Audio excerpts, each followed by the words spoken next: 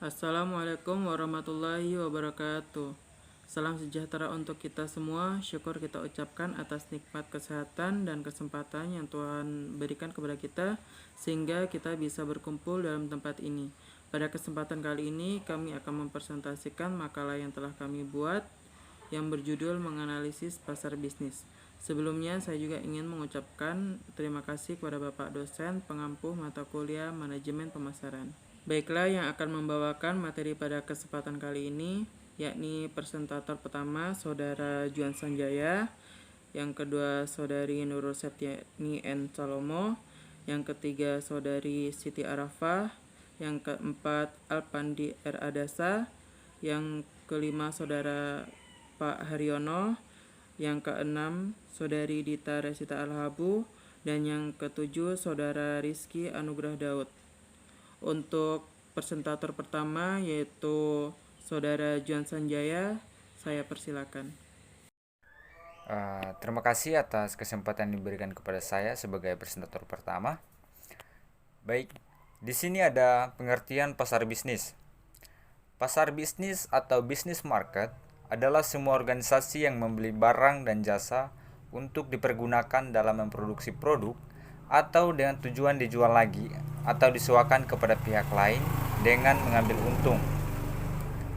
Contohnya itu seperti perusahaan A memproduksi kayu kemudian dijual kepada perusahaan B yang mungkin akan dikelola oleh perusahaan B untuk dijadikan bahan baku atau dijadikan seperti kayak lemari, meja, kursi atau yang lainnya yang bersifat dasar kayu untuk dijual kepada konsumen. Atau juga bisa seperti petani padi yang dikelola menjadi beras dijual kepada para pemasok beras untuk dijual kembali kepada konsumen. Ya, kurang lebih seperti itu ya contoh dari pasar bisnis. Kemudian perilaku pembelian bisnis atau business buying behavior mengacu pada perilaku pembelian organisasi yang membeli barang dan jasa untuk digunakan dalam produksi produk dan jasa lain yang dijual, disewakan atau dipasok kepada pihak lain. Sedangkan proses pembelian bisnis adalah proses pengambilan keputusan dengan mana pembeli bisnis menetapkan kebutuhan akan produk dan jasa yang dibeli dan mengidentifikasi, mengevaluasi serta memilih di antara merek-merek dan pemasok-pemasok alternatif. Sekian dari saya, selanjutnya saya persilakan kepada presentator kedua. Terima kasih. Yaitu di sini saya akan menjelaskan tentang karakteristik pasar bisnis. Karakteristik pasar bisnis itu sendiri terdiri dari beberapa, yaitu yang pertama itu pembelian yang lebih sedikit. Kenapa dikatakan pembelian lebih sedikit? Karena pada pemasaran bisnis ini biasanya menangani jauh lebih sedikit pembeli daripada yang dilakukan oleh pasar konsumen. Selanjutnya itu pembelian yang lebih besar. Kenapa dikatakan demikian? Karena beberapa perusahaan besar yang melakukan bisnis ini menangani pembeli-pembeli dalam industri yang besar atau perusahaan-perusahaan yang besar, contohnya seperti mesin pesawat terbang dan juga alat-alat pertahanan seperti senjata. Selanjutnya itu hubungan pemasok pelanggan yang erat. Kenapa dikatakan demikian? Karena jumlah pelanggannya yang lebih sedikit dan tingkat kepentingan serta kekuatan pelanggannya lebih besar. Para pemasok sering dihadapkan dan harus kadang menyesuaikan tawaran beberapa konsumen berdasarkan kebutuhan para pelanggan bisnis ini. Dan kadang-kadang konsumen atau pembeli ini menuntut para pebisnis atau penjual supaya mengubah kinerja praktiknya. Nah, di sini sebabnya dikatakan hubungan pemasok pelanggan yang erat. Selanjutnya itu permintaannya yang inelastis. Kenapa dikatakan demikian? Kadang-kadang permintaan total atas berbagai barang dan jasa itu bersifat tidak elastis. Nah, contohnya terkadang adalah karena dipengaruhi oleh perubahan harga. Contoh, perusahaan-perusahaan pembuat sepatu tidak akan memesan lebih banyak kulit jika harga kulit menurun. Mereka juga tidak akan membeli lebih sedikit kulit jika harga kulit meningkat, kecuali jika mereka dapat menentukan bahan pengganti kulit yang memadai. Permintaannya juga bersifat sangat tidak elastis. Kenapa demikian? Karena dalam jangka pendek, para produsen tidak dapat mengubah secara cepat metode produksi mereka. Selanjutnya itu adalah permintaan yang berfluktuasi. Kenapa demikian? Dikarenakan permintaan atas barang dan jasa, suatu bisnis ini terkadang cenderung lebih berubah-ubah dibandingkan dengan permintaan atas barang dan jasa konsumen. Presentasinya itu kadang-kadang ada peningkatan permintaan konsumen atas persentase peningkatan permintaan yang jauh lebih besar di suatu pabrik dan peralatan yang diperlukan untuk memproduksi output tambahan. Selanjutnya itu pembelian yang profesional. Kenapa dikatakan demikian? Dikarenakan barang bisnis ini dibeli oleh agen atau pembeli yang terlatih, yang harus mengikuti kebijakan, batasan, dan persyaratan pembelian organisasi atau perusahaannya. Banyak instrumen pembelian yang harus mereka taati dan mereka ikuti. Contohnya yaitu permintaan harga atas produk yang dipesan atau berdasarkan proposal pembelian dan kontrak pembelian yang telah ditentukan oleh konsumen ini. Para pembeli profesional ini menghabiskan waktu mereka untuk mempelajari cara melakukan pembelian yang lebih baik. Selanjutnya itu beberapa pengaruh pembeli. Umumnya kenapa demikian? Karena orang yang semakin banyak mempengaruhi keputusan pembelian ini. Komite pembelian yang terdiri dari pakar teknik dan bahkan manajemen senior yang ditemui dalam pembelian barang-barang utama, para pemasar bisnis ini harus mengirimkan wiraniaga dan bahkan tim penjualan yang terlatih untuk menangani para pembeli yang terlatih tersebut. Contohnya, dalam suatu perusahaan akan menawarkan produk barang-barangnya ke suatu perusahaan yang akan mereka ajak kerjasama.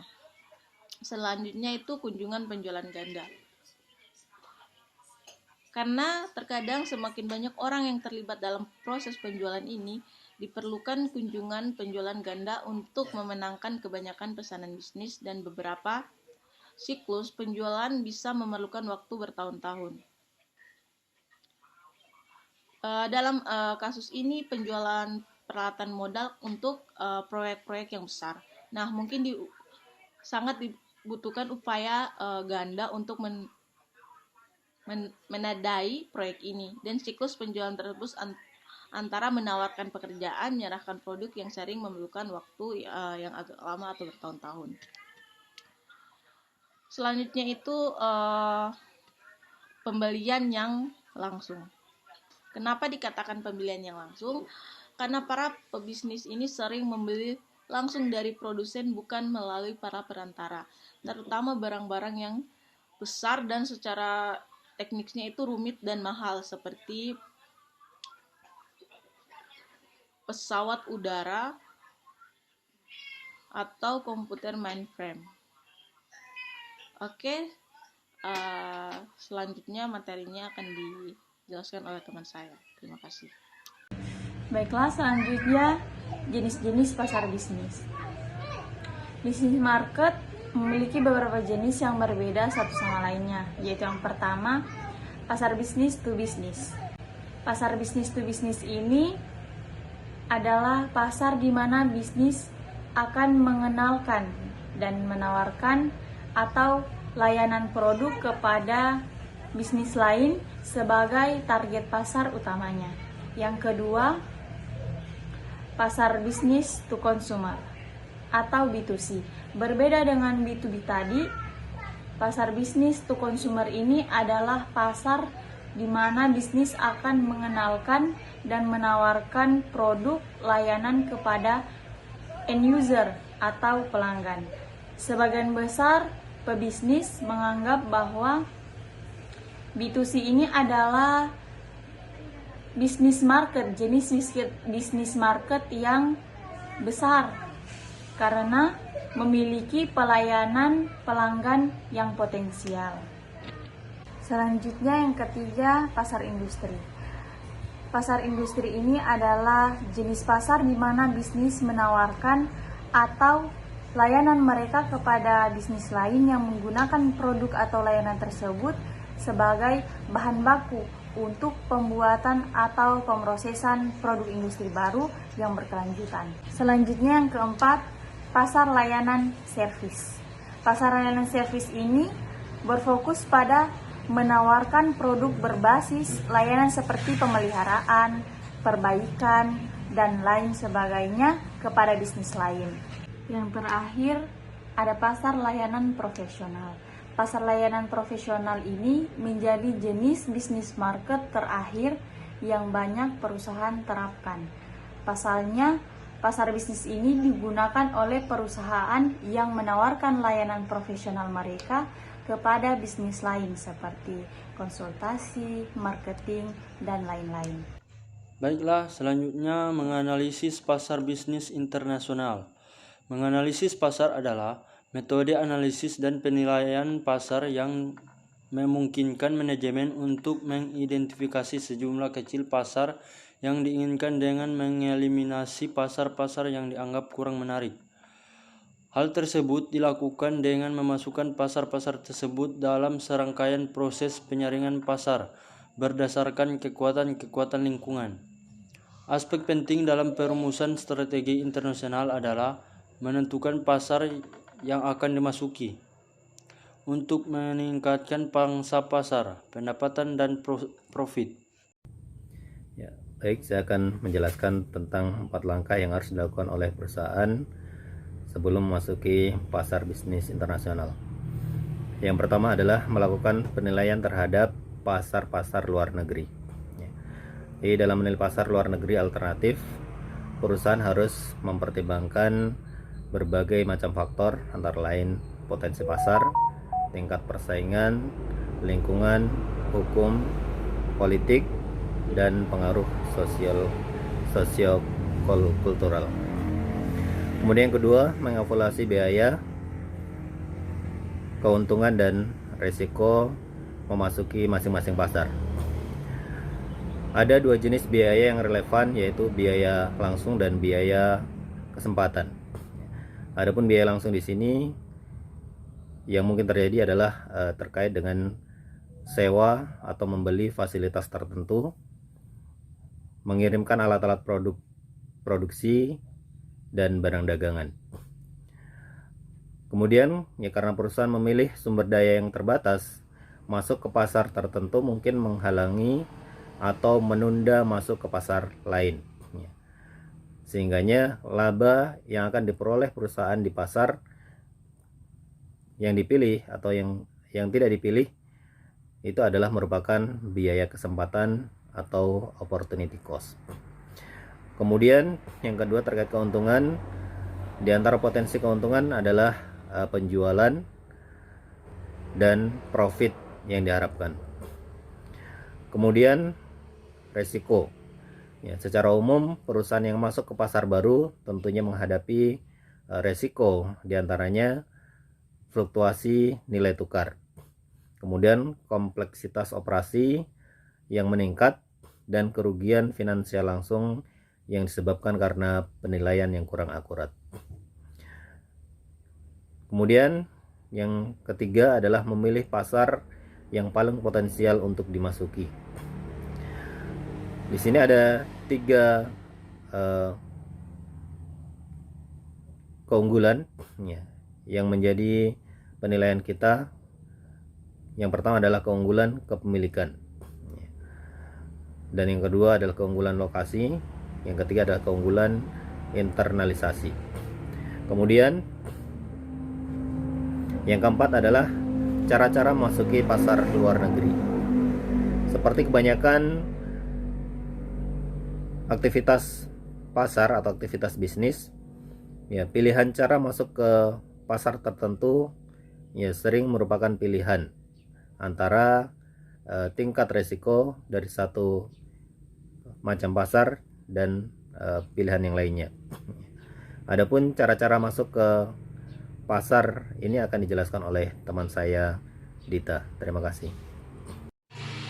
Baiklah, materi berikutnya yaitu mengenai langkah-langkah memasuki pasar, meliputi yang pertama ekspor. Ekspor ini merupakan aktivitas bisnis internasional yang paling umum. Ada beberapa bentuk ekspor, yaitu ekspor tidak langsung atau indirect exporting, ekspor langsung atau direct exporting, dan transfer intrakorporat atau intrakorporat transfer. Ekspor tidak langsung atau indirect exporting terjadi ketika perusahaan menjual produknya ke pelanggan domestik yang kemudian mengekspor produk tersebut baik dalam bentuk asli maupun dalam bentuk yang sudah mengalami modifikasi. Ekspor langsung atau direct exporting terjadi melalui penjualan baik ke distributor maupun pemakai akhir yang berada di luar negara asal perusahaan. Transfer intrakorporat atau intercorporate transfer adalah penjualan barang oleh perusahaan tertentu dalam negara tertentu ke perusahaan afiliasi negaranya. Yang kedua yaitu lisensi. Lisensi atau licensing yaitu perusahaan tertentu yang disebut pemilik lisensi atau licensor menyewakan hak untuk memakai properti intelektualnya, teknologi, metode kerja, hak paten, hak cipta, nama cap atau merek dagang ke perusahaan lain yang disebut penerima lisensi atau lisensi, dan sebagai imbalannya penerima lisensi harus membayar fee. Di sini saya akan membacakan kesimpulan dari materi yang sudah teman-teman saya bacakan sebelumnya, yakni sebagai berikut. Dalam analisis pasar bisnis kami, menyimpulkan bahwa untuk menguasai pasar bisnis dan untuk terpenuhnya kepentingan perusahaan, pertama, perusahaan harus tahu siapa saja peserta dalam proses pembelian. Kemudian, setelah mengetahui peserta, dilakukan proses pembelian atau pengadaan. Selanjutnya, kita harus memahami tahap-tahap dalam pembelian. Setelah proses pembelian dilakukan, kita harus bisa mengelola hubungan pelanggan bisnis-bisnis, dan kita jelaskan pula pasar lembaga dan pemerintah. Sekian dari saya. Wassalamualaikum warahmatullahi wabarakatuh. Kepada saudara saya Rahmat Sidik, saya persilakan. Jadi itulah presentasi yang bisa kami paparkan. Kurang dan lebihnya kami mohon maaf jika ada kata yang salah atau kurang berkenan. Saya akhiri, wabillahi taufiq wal hidayah. Wassalamualaikum warahmatullahi wabarakatuh.